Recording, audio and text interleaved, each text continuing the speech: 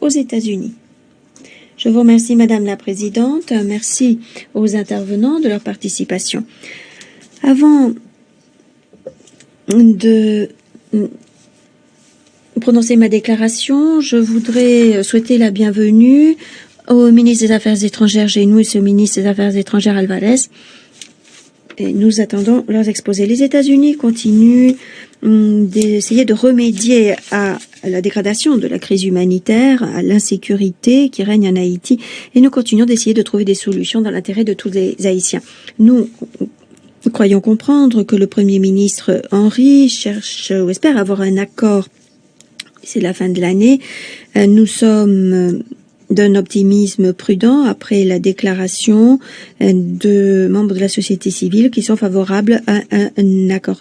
C'est la première fois que les acteurs du privé, donc du secteur privé plutôt, manifestent leur accord dans ce domaine. Monsieur l'ambassadeur Biang, merci de ces informations sur les activités menées depuis octobre. Nous sommes heureux de voir que 4 candidats qualifiés ont été choisis pour couvrir les domaines financiers, affaires humanitaires, groupes armés, réseaux criminels, armes. Nous félicitons également le Gabon d'avoir contribué à l'élaboration de directives de travail. Avec le Mexique, notre délégation porte-plume, nous avons présenté la résolution sur le régime de sanctions. C'est une étape importante pour les Haïtiens. Nous imposons également des restrictions aux partis impliqués pour leur collaboration avec les gangs en Haïti. Ces mesures auront une incidence sur les dirigeants des gangs qui sont à l'origine de la crise, mais nous n'allons pas nous arrêter là. Nous continuerons de cibler les dirigeants des gangs et ceux qui les financent. Nous allons repérer des cibles pour tarir le financement. Nous sommes encouragés lorsque nous voyons que la PNH a pu rétablir le contrôle du terminal pétrolier de Vareux.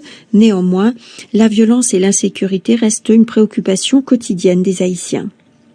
Les kidnappings, les enlèvements, le recours à la violence sexuelle, les viols par des gangs, les affrontements entre les gangs, les barricades sur les principaux axes routiers du pays restent de grandes difficultés.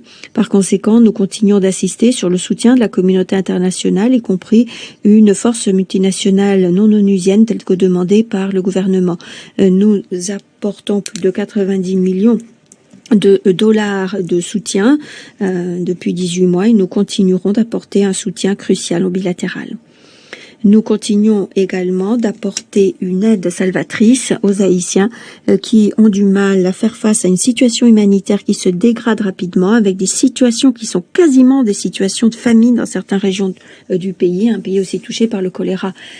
Par ailleurs, les États-Unis ont toujours été le plus grand donateur humanitaire, pour l'appel humanitaire toujours sous-financé.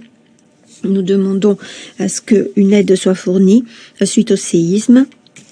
Nous avons apporté plus de 171 millions de dollars d'aide salvatrice grâce aussi à des programmes pour asseoir la résilience, et ce depuis 2021 y compris.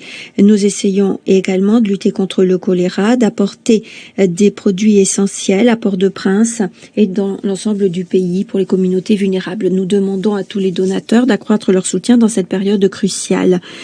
Nous reconnaissons que